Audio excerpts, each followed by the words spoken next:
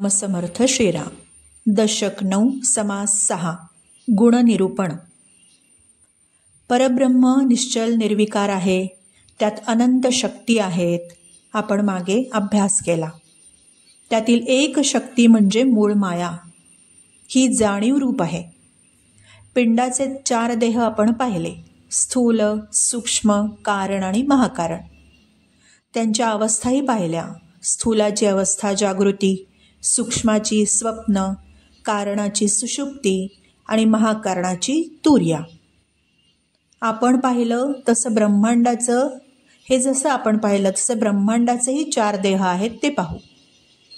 कोणते ते 4 देह ब्रह्मांडाचे?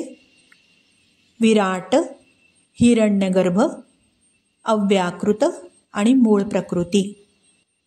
सर्वसाक्षिणी तुर्या अवस्था ही जशी 4थ्या देहाची म्हणजे महाकारण देहाची, तशीच मूळ प्रकृती ही ज्ञानमय असल्याने तिथे शुद्ध जाणीव अवस्था असते.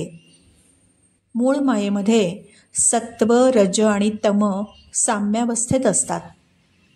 गुणमायेमध्ये ते प्रकटून त्यांची साम्यावस्था भंगते. 3 गुण आणि 5 भूत यांना घेऊन अष्टदा प्रकृती निर्माण होते. ती मूळमायेचंच एक कनिष्ठ रूप आहे.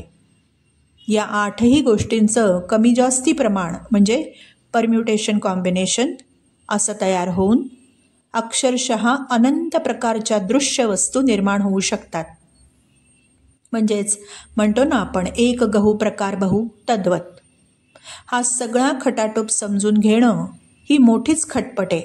आणि हा सर्व विषय अतींद्रिय आहे. त्यातील कल्पना सूक्ष्म आहेत. त्यांचं चिंतन सूक्ष्म रूपानेच करता येतं.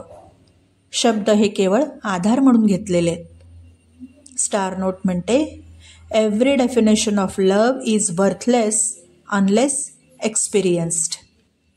श्रीराम समर्थ श्रीराम.